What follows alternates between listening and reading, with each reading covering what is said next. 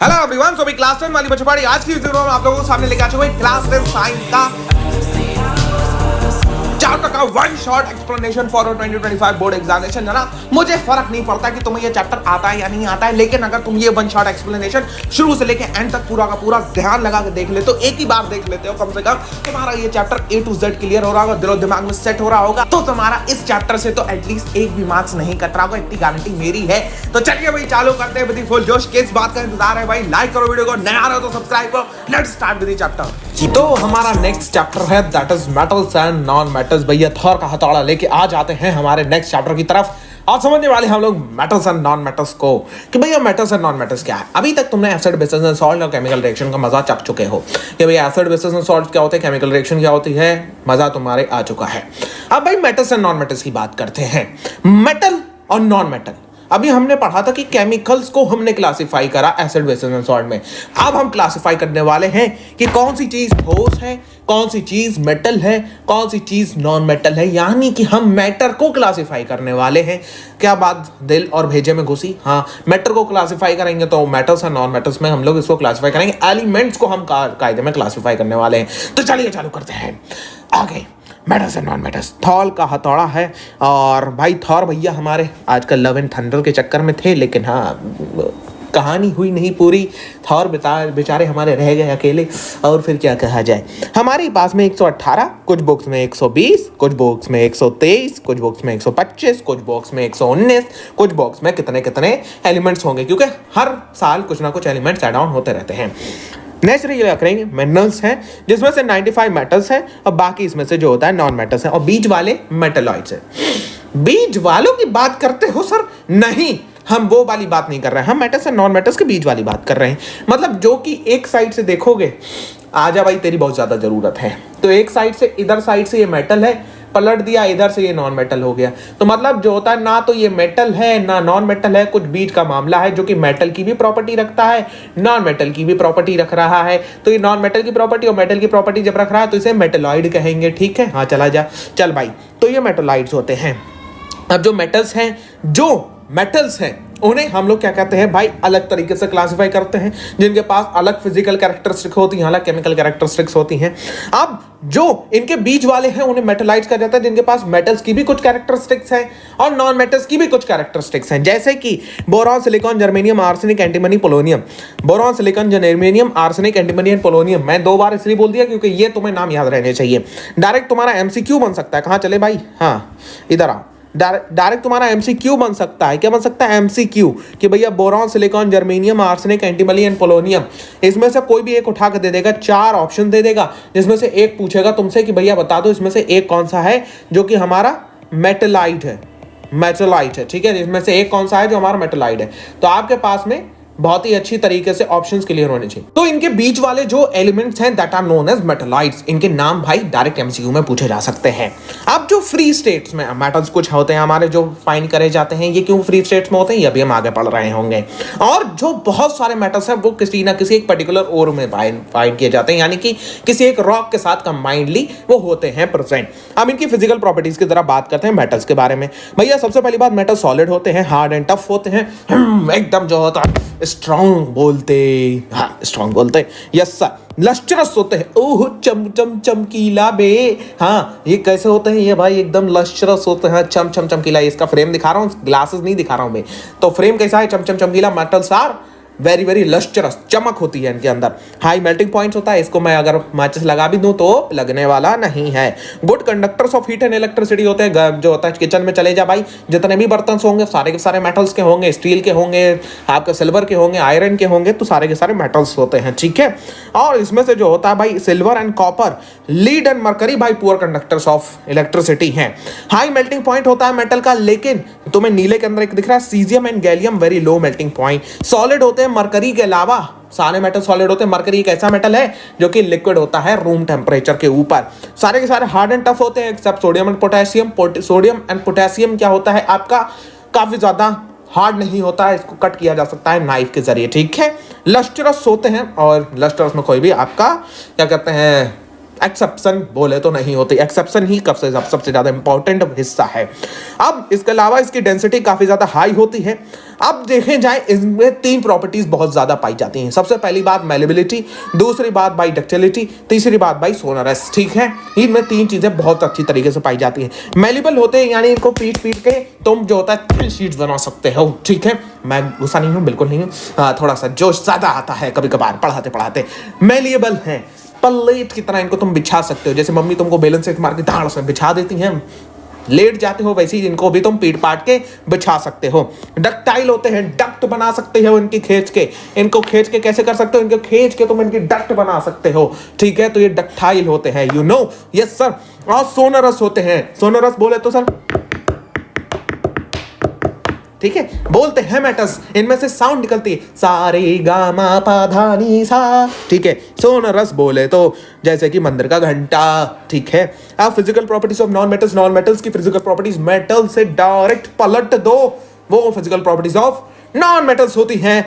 Non metals की physical properties में sir क्या क्या आता है? सबसे पहली बात, मेटल्स के बारे में पढ़ा था, metals can be only solid, but non metals, non metal भैया सॉलिड भी होगा, लिक्विड भी होगा, गैस भी होगा, जो और हमारी फोर्थ स्टेट होती है वो भी होता हमारा।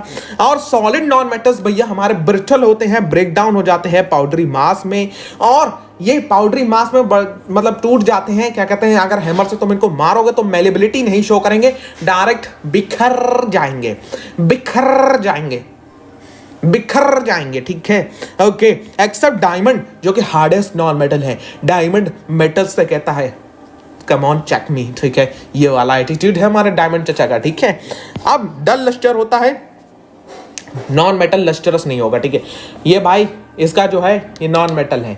ठीक है, नॉन मेटल है, लस्टरस नहीं है। लेड, लेड देख रहे हो, लस्टर नहीं करता कंटेन। ठीक है, लस्टर नहीं होता, चमक नहीं होती, चमक नहीं होती, बल्कि आयोडीन को छोड़ के चमक किसी में नहीं होती। Iodine is the only non metal which is lustrous, which have lustre, जिसके पास लस्टर होता है।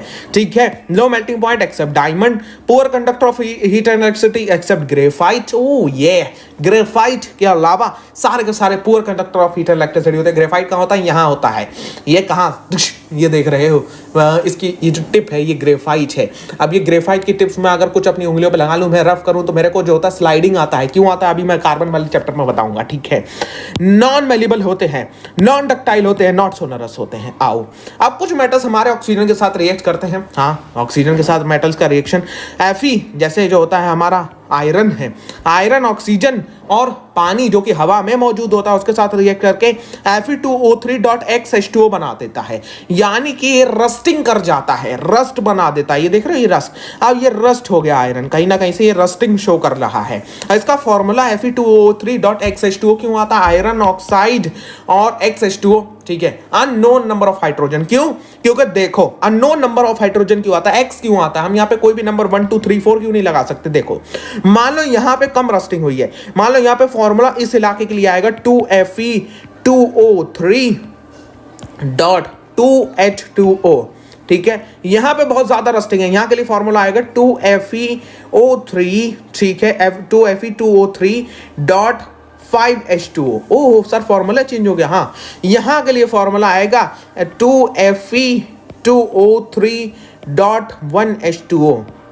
फॉर्मूले बदल रहे हैं, फॉर्मूले बदलेंगे अलग अलग जगह पे, अमाउंट ऑफ रस्टिंग के हिसाब से फॉर्मूला बदल जाएगा। अमाउंट ऑफ रस्टिंग के हिसाब से जैसे ही फॉर्मूला बदला, हमारा उसमें आ जाएगा कि भैया हम एक नॉर्मल रख देते हैं, एक्स रख देते हैं, एक्स वेरिएबल रख दे रहे हैं, जिसकी वजह से हमें ये टेंशन ना हो कि कहीं पे फॉर्मूला बदले तो हम उसे आसानी से अकोमोडेट कर सके। हम एक जर्नलिफिकेशन में एक्स रख देते हैं। अब जैसे कि हमारा जो होता है कॉपर में, जो हमारा मेटालिक कॉपर है वो रिएक्ट करता है ऑक्सीजन के साथ में, कार्बन डाइऑक्साइड के साथ में और मॉइस्चर के साथ में, यानी वाटर के साथ में, और ग्रीन कोटिंग को डेवलप कर लेता है कॉपर हाइड्रोक्साइड की और कॉपर कार्बोनेट। ठीक है, ग्रीन कोटिंग किसकी होती है? कॉपर हाइड्रोक्साइड की ग्रीन कोटिंग आ जाती है, CaOH का वोल्टाइज देख रहे हो, ये ग्रीन ग्रीन कोटिंग आ जाती है इसके ऊपर, कॉपर के ऊपर, कॉपर के बर्तनों के ऊपर ग्रीन कोटिंग आ जाती है। तो भैया जब ये जो ग्रीन कोटिंग आ जाती है तो ये कॉपर हाइड्रोक्साइड बन जाता है, और ये कॉपर का रिएक्शन है हमारा किसके साथ में? किसके साथ में? ऑक्सीजन के साथ में रिएक्शन कर रहा है। ठीक है, अब ये जो रिएक्शन करने के बाद में, रस्टिंग के बाद में सर और रस्टिंग क्यों नहीं होती? क्योंकि भैया एक लेयर का काम करता है, एक लेयर का काम करता है। ओरिजिनल हमारा कॉपर को ये प्रोटेक्ट करके रखेगा, एक लेयर का काम कर रहा होता है। सिल्वर के केस में पॉलिश सिल्वर टार्निश हो जाती है। क्यों? क्योंकि हवा से ये जो होता है रिएक्ट करती है हवा में प्रेजेंट हाइड्रोजन सल्फाइड के साथ में और ऑक्सीजन के साथ में। हवा में से हाइड्रोजन सल्फाइड ले लेती है और ऑक्सीजन ले लेती है और ये टार्निश सिल्वर बन जाती है और साथ में वाटर का प्रोडक्शन हो रहा होता है। ठीक है, एक्सेप्शंस की बात कर रहे हैं। एक्सेप्शंस के अंदर एक्सेप्शंस क्या है सर? एक्सेप्शंस ये हैं कि मेटल ऑक्साइड कभी कभार बेसिक नेचर भी दिखा देते हैं। ओहो, एल्युमिनियम जो होता है वो एल्युमिनियम ऑक्साइड भी बना देता है। ये जितने ऑक्साइड्स वगैरह बनते हैं ना, ये सारे के सारे मेटल ऑक्साइड्स होते हैं जो कि बेसिक होते हैं नेचर के अंदर। ठीक है, कैसे होते हैं नेचर के अंदर? बेसिक होते हैं। ठीक है, बेसिक। अब ये हमारा दोगला ऑक्साइड, जिसे एपोटेरिक ऑक्साइड कहते हैं, दोगला ऑक्साइड, ये सब दोगलापन है। ठीक है, क्या जैसे अल्युमिनियम रिएक्ट करा ऑक्सीजन के साथ में Al2O3 बना दिया। हाँ सर, कोई टेंशन नहीं, Al2O3 बन गया, क्या परेशानी है? Al2O3 अब देखो जरा, एसिड के साथ रिएक्ट करा रहा हूं, इसने सॉल्ट बनाया, वाटर बनाया, यानी इसने बेस की तरह काम करा। ठीक है, अब इसको मैंने बेस की तरह रिएक्ट, बेस के साथ में रिएक्ट, फिर से इसने सॉल्ट वो वाटर बना दिया, यानी यहाँ पे इसने एसिड की तरह काम करा, यानी कि ये एसिड बेस में स्विच कर रहा है। ये तो दोगला निकला। हाँ, ये दोगला निकला, इसलिए इसको दोगला ऑक्साइड कहा जाता है। आज से भैया एम्फोटेरिक ऑक्साइड मत कहना, इसको कहना है तुम्हें व्हाट? इसको कहना तुम्हें दोगला ऑक्साइड। किसको क्या कहना है तुम्हें? दोगला ऑक्साइड। ठीक है, एम्फोटेरिक ऑक्साइड नहीं, दोगला ऑक्साइड। बहुत बढ़िया। हाँ सर, बिल्कुल ठीक है। अब देखो, जो ऐसे मेटल ऑक्साइड जनरली इनसॉल्युबल होते हैं, लेकिन कुछ जैसे हमारे पोटेशियम ऑक्साइड और जो होता है हमारा sodium oxide and potassium oxide हमारा सॉल्युबल होता है वाटर के अंदर, हाइड्रोक्साइड, सॉरी, हाँ, ऑक्साइड एंड हाइड्रोक्साइड ही हमारा जो होता है वाटर के अंदर आपका सॉल्युबल होता है। ठीक है, नॉर्मल टेम्परेचर की बात करें तो, और इसमें हम कुछ और चीज़ें बात कर रहे होते हैं कि भाई यहाँ पे देखो, ये कुछ चीज़ें हैं जो रिएक्टिविटी सीरीज से रिलेट कर रही हैं, लेकिन हाँ, रिएक्टिविटी सीरीज हमारी थोड़े टाइम में आने वाली है। ठीक है, अब हमारी मेटल्स के साथ रिएक्शन दिखा देते हैं वाटर की। मेटल्स वाटर के साथ कैसे रिएक्ट कर रहे होते हैं? आओ जरा, मेटल्स की रिएक्शन वाटर के साथ में। भैया कहाँ भाग जाते हो यार? हाँ, मेटल की रिएक्शन वाटर के साथ में। हमारा sodium top of the reactivity series तुमने जानते हो या नहीं जानते हो? हाँ, कुछ तुमने पढ़ रखी होगी रिएक्टिविटी सीरीज, उस बेस पे तो मैं बता दे रहा हूँ, मैं मुझे वापस नहीं आना पड़ेगा। ठीक है, अब देखो, सोडियम है, सोडियम हमारा जो होता है वाटर के साथ में विगरस रिएक्शन दिखाता है। ये यहाँ पे H2 जो गैस निकल रही है, ये फायर कैच कर लेती है, फायर कैच करने लगती है, जलने लगती है, ब्लास्ट होता है। यहाँ पे क्या होता है? ब्लास्ट हो जाता है। ठीक है, क्यों? क्योंकि सोडियम बहुत ज़्यादा रिएक्टिव है, तो इसलिए इसको स्टोर किया जाता है केरोसिन के अंदर। इसको कहाँ स्टोर किया जाता है? इसको स्टोर किया जाता है भाई केरोसिन या ऑयल के अंदर, ताकि ये ब्लास्ट ना करे, क्योंकि बहुत ज़्यादा रिएक्टिव है। कितना है? बहुत ज़्यादा रिएक्टिव है। इसके साथ में हम बात करें मैग्नीशियम की, मैग्नीशियम उतना ज़्यादा रिएक्टिव नहीं है, कोल्ड वाटर के साथ में रिएक्ट नहीं करेगा, हॉट वाटर के साथ में रिएक्ट करेगा और हाइड्रोजन गैस बना देगा। अब कैल्शियम जो होता है, कैल्शियम हमारा क्या कहते हैं, वाटर के साथ में भी नहीं रिएक्ट करेगा भाई। जो होता है हमारा क्या कहते हैं, बहुत ही हॉट वाटर के साथ में नहीं करेगा। कोल्ड वाटर तो छोड़ दो, वार्म वाटर के साथ में नहीं, hot water, ultra hot water के साथ में ये रिएक्ट करेगा और उसके साथ में भैया ये H2 गैस निकाल रहा होगा। अब जैसे जो एल्युमिनियम है, आयरन है, जिंक है, ये ना ही कोल्ड वाटर के साथ में ना ही हॉट वाटर के साथ में रिएक्ट करते हैं, बल्कि ये रिएक्ट कर रहे होते हैं किसके साथ में? स्टीम के साथ में। स्टीम हाईएस्ट काइनेटिक एनर्जी रख रही होती है, स्टीम जिसके पास सबसे ज्यादा काइनेटिक एनर्जी होती है, उसके साथ में रिएक्ट कर रहे होते हैं और H2 गैस निकाल रहे होते हैं। अब जो कॉपर है, सिल्वर है, गोल्ड है, भैया ये रिएक्शन नहीं करते। ये क्या नहीं करते? ये रिएक्शन करते ही नहीं है वाटर के साथ में। भाई वाटर जाए जो होता है तेल लेने, हमें रिएक्शन करना ही नहीं है, हमें रिएक्शन करना ही नहीं है। ठीक है, वाटर जाए तेल लेने, हमें रिएक्शन करना ही नहीं है। अब मेटल की रिएक्शन एसिड के साथ में क्या होता है? हमारा वही होता है जो मंजूरे मेटल होता है। क्या होता है भाई? हमारा होता है भैया, हमारा मेटल जब एसिड के साथ में रिएक्ट करते हैं तो हाइड्रोजन गैस प्रोड्यूस करते हैं। ठीक है, अब देखो, ये मेटल्स के साथ में रिएक्ट कर रहे हैं और ये क्लोराइड बना रहा है, हाइड्रोजन गैस निकल रही है। हाइड्रोजन गैस का टेस्ट कैसा होता है सर? कैंडल लेके आओगे, पॉप साउंड देगी। ठीक है, पॉप पप पप पप की साउंड देगी। ठीक है, अब इसमें ये चीज़ तो हमारे काम की नहीं है, हमारे काम की जो चीज़ है वो समझने की कोशिश करते हैं। हाइड्रोजन गैस हर केस में इवॉल्व होती है, लेकिन अगर मेटल्स जो होता है नाइट्रिक एसिड के साथ में रिएक्ट कर रहे हैं, HNO3 के साथ में रिएक्ट कर रहे हैं, तो भाई हाइड्रोजन गैस इवॉल्व नहीं होगी। हाइड्रोजन गैस इवॉल्व नहीं होगी। क्यों नहीं होगी? क्योंकि भैया जो HNO3 है, ये क्या है? ये स्ट्रॉन्ग ऑक्सीडाइजिंग एजेंट है, स्ट्रॉन्ग ऑक्सीडाइजिंग है। ऑक्सीजन को पकड़ता है, वाटर को, H2 को पकड़ता है, हाइड्रोजन को और ऑक्सीजन को पकड़ता है, बना देता, कहा जावे वाटर बना दिया। ठीक है, और H2 को पकड़ा, इधर से H2 को पकड़ा, इधर से ऑक्सीजन को पकड़ा, इधर ला दिया, कहा गया, बच गया। हाँ ठीक है, तो H2 को पकड़ा, O2 को पकड़ा और भाई वाटर बना दिया, ठीक है। हाँ, तो भाई ये हमारा क्या कहते हैं, ये वाटर बना देता है, ठीक है। अब वाटर बनाता है, लेकिन कुछ ऐसे मेटल्स होते हैं जैसे कि मैग्नीशियम और मैग्नीज, मैग्नीशियम और मैग्नीज, ये रिएक्ट करते हैं बहुत ज्यादा डाइल्यूटेड HNO3 के साथ में। डाइल्यूटेड का मतलब बहुत ज्यादा पानी मिलाया गया है, अब बहुत ज्यादा डाइल्यूटेड है, उसके साथ में रिएक्शन कर रहे होते हैं, तब ये H2 गैस निकाल सकते हैं, लेकिन बहुत ज्यादा डाइल्यूटेड नहीं तो भाई HNO3 ऐसा है, बहुत ज्यादा हाईएस्ट स्ट्रॉन्ग ऑक्सीडाइजिंग एजेंट है भाई, नहीं निकालने देता, H2 गैस नहीं निकल देगी, तुम कैसा भी रिएक्शन करा लो। अब आता है हमारा रिएक्टिविटी सीरीज। आइए सर, हमें जो होता है रिएक्टिविटी सीरीज समझना है ट्रिक से, ठीक है। तुम्हें ये याद नहीं होती, हमें पता है, हमने ट्रिक बना दी है भाई।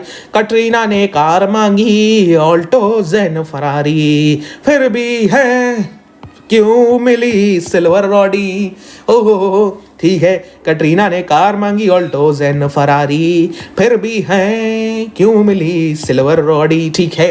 अब ये है क्या, कटरीना यानी पोटेशियम ने कार मांगी ऑल्टो जेन फरारी, फिर भी है यानी हाइड्रोजन क्यों मिली, मिली यानी मरकरी, मिली मरकरी, Hg सिल्वर और ऑडी। ओ ये क्लियर हुआ। अब इसमें है क्या चक्कर, ये जो ऊपर वाले हैं ये मोस्ट रिएक्टिव हैं, मोस्ट रिएक्टिव हैं। ये अगर इन हवा में रख दोगे, हवा में से ऑक्सीजन को पकड़ेंगे तब, ठीक है, हवा में ऑक्सीजन खाएंगे तरह, ठीक है, और रिएक्शन दिखा देंगे, कहेंगे आजा बेटे रिएक्शन करते हैं, ठीक है। और ये है हमारे मॉडरेटरी रिएक्टिव, ये हॉट वाटर और स्टीम के साथ में रिएक्शन करते हैं। ये हमारा हाइड्रोजन चचा के नीचे ये कौन है, ये हमारे हैं हाइड्रोजन चचा, ठीक है, हाइड्रोजन चचा। हाइड्रोजन चचा के जो नीचे वाले हैं ये हैं भैया हमारे लीस्ट रिएक्टिव, ये हमारे वाटर के साथ में रिएक्ट नहीं करते हैं।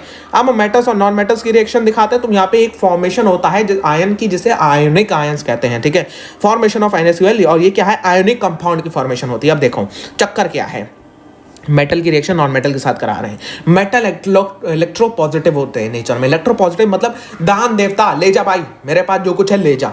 देखो अब चक्कर क्या है, हर किसी को पहुंचना का हीना नीना और करीना के जेरोक्स रंगीन तक। ये क्या है, हीना नीना और करीना के जेरोक्स रंगीन, ये है noble gas electronic configuration, noble gases electronic configuration. कब, अपनी पीरियोडिक टेबल देखोगे जरा रामलाल, पीरियोडिक टेबल देखोगे, पीरियोडिक टेबल ऐसे करके है बनी हुई, ऐसे, इसमें ये यहाँ पे होती हैं बिल्कुल लास्ट में हीना नीना और करीना के जेरोक्स रंगीन, सबको यहाँ पहुंचना है। इसको यहाँ पहुंचने के लिए दो शर्तें हैं, या तो आपके आउटर शेल में, या तो आउटर शेल में 2 इलेक्ट्रॉन होने चाहिए, नहीं तो भाई 8 इलेक्ट्रॉन होने चाहिए, ठीक है, 2 या 8, 2 या 8, सबको यहां तक पहुंचने का है। अब पहुंचने का तरीका क्या है भाई, देखो जैसे हमारा एक मेटल है सोडियम, सोडियम की बड़ी दिक्कत है जिंदगी में, 11 इलेक्ट्रॉन्स है पास में, ठीक है। अब 11 इलेक्ट्रॉन है तो इलेक्ट्रॉनिक कॉन्फ़िगरेशन बनाओ, सबसे अंदर 2, फिर 8 और फिर आखिर में 1 इलेक्ट्रॉन अटक गया। 8 हैं लेकिन बाहर एक अटका हुआ, आउटर मोस्ट शेल में 1 इलेक्ट्रॉन है, तो या तो एक और पकड़ ले या तो इस एक को दे दे, ठीक है। मेटल जनरली देना पसंद करते हैं, ठीक है, मेटल जनरली इलेक्ट्रॉन्स देना पसंद कर रहे होते हैं। अब देखो यहाँ पे क्या है, यहाँ पे ये जो होता है, अगर ये 1 इलेक्ट्रॉन हटा दे, 1 इलेक्ट्रॉन हटा दे तो ये नियॉन का इलेक्ट्रॉनिक कॉन्फ़िगरेशन अचीव कर लेगा, ठीक है, ओके। अब यहाँ पे क्लोरीन की एक दिक्कत है, क्लोरीन का एटॉमिक नंबर 17 है, 2 8 7, ओह 7 में अटका है मामला, मतलब प्लस में 1 हो जाए तो मजा आ जाएगा जिंदगी में, हाँ बिल्कुल मजा आ जाएगा जिंदगी में। तो अब ये क्या कहते हैं भाई, ये दोनों आते हैं आपस में, कहते हैं भाई जरूरत है इलेक्ट्रॉन की, सोडियम कहता है, क्लोरीन कहता है मेरे को जरूरत है इलेक्ट्रॉन की, सोडियम कहता है अच्छा इलेक्ट्रॉन की जरूरत है, मेरे को भी जरूरत है कि मुझे 1 इलेक्ट्रॉन देने का है, कहता है आजा भाई, फिर दोनों को जो होता है भाई भाई गले मिल जाते हैं, ठीक है, और एक कंपाउंड बना लेते हैं जिसे NaCl कंपाउंड कहते हैं। देखो 1 इलेक्ट्रॉन उड़ेगा यहाँ से और यहाँ आके बैठ जाएगा, ठीक है, ये इलेक्ट्रॉन यहाँ से उड़ के यहाँ आके बैठ जाएगा। अब जैसे ही इलेक्ट्रॉन यहाँ से हटेगा, इनर शेल में 8 इलेक्ट्रॉन्स हो जाएंगे और यहाँ पे एक फॉर्म बन जाएगा, एक कंपाउंड बन जाएगा जिसे हम कहेंगे आयोनिक कंपाउंड। आयोनिक कंपाउंड क्यों, इलेक्ट्रॉन गया यहाँ से, इलेक्ट्रॉन गया यहाँ से, यहाँ पे पॉजिटिव चार्ज छोड़ के जाएगा, यहाँ आएगा, यहाँ नेगेटिव चार्ज लाएगा, तो positive negative attract each other, चिपक जाएंगे एक दूसरे से, ठीक है, चिपक जाएंगे तो एक कंपाउंड बना देंगे जैसे NaCl, कॉमन सॉल्ट के नाम से तुम जानते रहे हो, ठीक है। तो ये देखो ये हमारा किसकी वजह से बनता है, ये इलेक्ट्रोस्टैटिक फोर्स ऑफ अट्रैक्शन की वजह से ये कंपाउंड फॉर्म हो रहा होता है। प्रॉपर्टीज क्या है इस कंपाउंड की, देखो भैया यहाँ पे जो होता है, यहाँ पे आयनिक कंपाउंड सॉलिड होते हैं, हार्ड होते हैं, क्योंकि यहाँ पे between the positive and negative ions forces काफी ज्यादा स्ट्रांग होती हैं, लेकिन हमारा जो होता है ये ब्रेक कर जाते हैं, ब्रेक मतलब टूट जाते हैं प्रेशर लगाने पे। क्यों टूट जाते हैं सर, अब देखो भाई फोर्सेस बड़ा स्ट्रॉन्ग है, चिपकाए हुए, लेकिन तुम अगर इसको ऐसे कर दो, मैग्नेट, दो ऐसे मैग्नेट को चिपकाओ, हाँ चिपका दिया सर, लेकिन मैग्नेट को तुम ऐसे ही करोगे ना तो अलग हो जाएगा, ठीक है, ऐसे करोगे अलग हो जाएगा, तो यही इसलिए टूट जाता है, मैलिएबिलिटी शो नहीं करता, टूटता है डायरेक्ट, अलग हो जाते हैं सारे कंपाउंड्स, ठीक है। तो ये हमारा क्या शो करता है, ये हमारा मैलिएबिलिटी शो कर रहा होता है, ओके। अब ये सॉल्युबल होते हैं वाटर के अंदर, बट इनसॉल्युबल होते हैं, जैसे केरोसिन एंड पेट्रोल, हमारे non ionic non polar solvents के अंदर ये सॉल्युबल नहीं होते हैं। कंडक्ट करते हैं इलेक्ट्रिसिटी को सॉल्यूशन में, सॉलिड स्टेट में कंडक्ट नहीं करेंगे। और यहाँ पे जो होता है वाटर कंटेन्स आयंस होता है, यहाँ पे अपोजिट इलेक्ट्रोड्स में पास कर जाएगा अगर तुम इसे पानी में घोलोगे, तो इसलिए जो होता है ये मॉल्टन स्टेट में पॉजिटिव नेगेटिव आयंस का कंडक्शन हो जाता है, इसलिए मॉल्टन स्टेट में इलेक्ट्रिसिटी का कंडक्शन कर रहे होते हैं। एक्सेक्शन ऑफ मेटल्स, आओ जरा ये समझ लेते हैं। हमारा जो high top of the reactivity series है, ये कभी भी हमें जो होता है फ्री नहीं मिलेंगे, कभी भी हमें फ्री नहीं मिलेंगे, हमेशा हमें किसी कंबाइंड स्टेट के अंदर मिलेंगे। हमारे जो middle of the reactivity series वाले मेटल हैं, ये मिडिल वाले मेटल्स हैं, ये हमें जो होता है ऑक्साइड, सल्फाइड या कार्बोनेट्स की फॉर्म में मिलेंगे। किस फॉर्म में मिलेंगे, ऑक्साइड्स की फॉर्म में, सल्फाइड्स की फॉर्म में या कार्बोनेट्स की फॉर्म में। और जो कॉपर से नीचे के है मामला, कॉपर से नीचे का जैसे सिल्वर है, गोल्ड है, ये फ्री स्टेट में मिल रहा होता है क्योंकि ये रिएक्टिविटी नहीं है। ओर्स क्या होता है भाई, ओर्स वो कंपाउंड होता है, जैसे ये है, इसके अंदर बहुत सारी चीजें, हम मैं कहूँ इसमें से ब्लू कहाँ है, तो ब्लू कहोगे सर यहाँ पे ये बहुत सारे और भी कलर्स हैं, देखो हाँ ये वाला देखो, यहाँ पे कहूँ मैं ब्लू कहाँ है, तो कहोगे सर बहुत सारे और कलर हैं, लेकिन उसमें ब्लू भी यहाँ पे कहीं ना कहीं ये छुपा हुआ है और ये छुपा हुआ है, इसे और कहते हैं मिक्सचर। जो मेटल है उसका मिक्सचर बहुत सारे एलिमेंट्स के साथ में वो ओर की फॉर्मेशन कर रहा होता है। अब एक्टिविटी सीरीज के मेटल्स को हम लोग लो वाले मेटल्स को कैसे एक्सट्रैक्ट करेंगे, जो कि ऑक्साइड्स की फॉर्म में है या सल्फाइड्स की फॉर्म में है, कैसे रिएक्ट करेंगे। जैसे मरकरी का रिएक्शन दिखाता हूं तुम्हें, मरकरी का ओर कहलाता है सिन्ने बार, क्या कहलाता है, सिन्ने बार, मरकरी का ओर है। कैसे करके रिएक्ट हो रहा होता है, सबसे पहले ऑक्सीजन के साथ रिएक्ट करा दो, मरकरिक ऑक्साइड बन जाएगा। मरकरिक ऑक्साइड को जब तुम हीट कराओगे डायरेक्ट मरकरी मिल गई, ओहो। अब देखो कॉपर का जरा एक्सट्रैक्शन दिखाता हूं। कॉपर को एक्सट्रैक्ट कराते हैं सबसे पहले ऑक्सीजन की प्रेजेंस में, तो कॉपर ऑक्साइड बन गया और सल्फर डाइऑक्साइड बन गया, ठीक है। अब यहां पे सेल्फ रिडक्शन रिएक्शन कराते हैं। सेल्फ रिडक्शन क्या होता है सर, पहली बार सुना है सेल्फ रिडक्शन या तुम्हारे टीचर्स ने बताया है? नहीं सर पहली बार सुना है। नहीं सर बता हुआ है, अगर बताया तो समझ में नहीं आया, ठीक है, नहीं तुमने ऑलमोस्ट पहली बार ही सुना होगा। सेल्फ रिडक्शन, सेल्फ रिडक्शन क्या है, कॉपर ऑक्साइड बन गया, ठीक है, हाँ, कॉपर ऑक्साइड और कॉपर सल्फाइड को रिएक्ट करा दो, क्यों, क्योंकि यहां पे S है, यहां पे O है, SO2 बन जाएगा। S है, O है, S और O, SO2, डबल फायदा। क्यों, क्योंकि भाई ये तो ऑलरेडी रिड्यूस था, अब ये जितना है अपने से दुगना रिजल्ट में कॉपर प्रोड्यूस कर देगा। ओ डबल फायदा, हाँ डबल फायदा। कैसे, ऑक्साइड है और सल्फाइड है, सल्फाइड को रिएक्ट करा तो कॉपर कॉपर आपस में जो होता है मिल जाएंगे, सल्फाइड गैस बन जाएगी, ठीक है। Middle of the activity series को आपका सबसे पहले तो जैसे जिंक को जिंक सल्फाइड से हम लोग निकालने की कोशिश कर रहे हैं, इसको सबसे पहले भाई प्रेजेंस ऑफ ऑक्सीजन में हीट करो।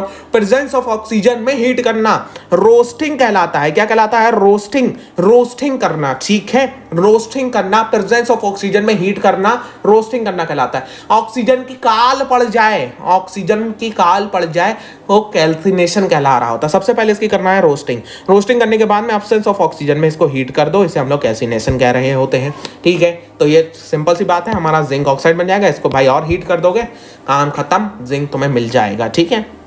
अब रिफाइनिंग करना, रिफाइनिंग भी वही है, हमारा इलेक्ट्रोलिसिस का प्रोडक्शन, इलेक्ट्रोलिसिस की मेथड से इसको जो होता है रिफाइन करा जाता है, जिसमें जो होता है ये इलेक्ट्रोलिसिस होता है। हमारा जो होता है यहाँ पे आपका जो कैथोड है, सॉरी एनोड है, उसे इम्प्योर मेटल का बनाया जाता है, जो कैथोड है वो प्योर मेटल का होता है, उसी का हमने सॉल्यूशन लेना होता है, ठीक है। अब यहाँ से जो होता है वो इम्प्योर मेटल में से जो प्योर मेटल के आयंस हैं वो पहुंच के इसके ऊपर डिपॉजिट हो जाएंगे और ये आपका एक प्योर मेटल की पूरी रॉड बन के निकल आएगी। इलेक्ट्रोलिसिस पर मैं ज़्यादा फोकस इसलिए नहीं कर रहा हूँ क्योंकि इलेक्ट्रोलिसिस काफ़ी ज़्यादा इंपॉर्टेंट नहीं है, पूछी नहीं जाती है जनरली, लेकिन सिंपल बात है यार, नोट्स तुम्हें आफ्टर द लेक्चर मिल जाएंगे तो तुम उसके ज़रिए समझ सकते हो उस चीज़ को, ठीक है। मैंने ज़्यादा यहाँ पे नहीं रखा है, इंपॉर्टेंट चीज़ नहीं है मेरे हिसाब से इलेक्ट्रोलिसिस, लेकिन यार तुम्हारे पढ़ने के ऊपर है कि तुम कितना ज़्यादा पढ़ना चाहते हो। इलेक्ट्रोलिसिस आई थिंक सबकी समझ में आ रहा होता है, ठीक है। चलो prevention of corrosion, galvanisation and alloying. Galvanisation के नाम से इसको जाना जाता है। इसमें जिंक की कोटिंग कर देते हैं, जिंक की कोटिंग कर देते हैं और हमें रस्टिंग से निजात मिल रही होती है। अलॉइंग करना, मिक्सचर बना देना, दो मेटल्स हैं, दो को मिक्सचर बना दिया, एलॉय बना दिया।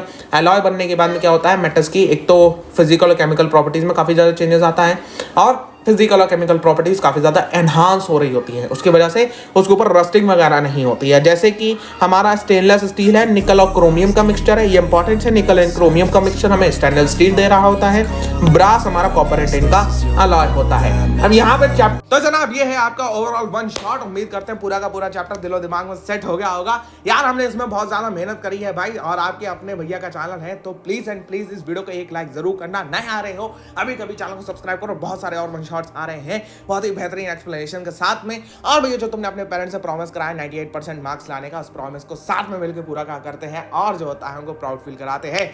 प्लीज सब्सक्राइब इट, लाइक करिए, शेयर करिए अपने दोस्तों में। I will meet in the next video.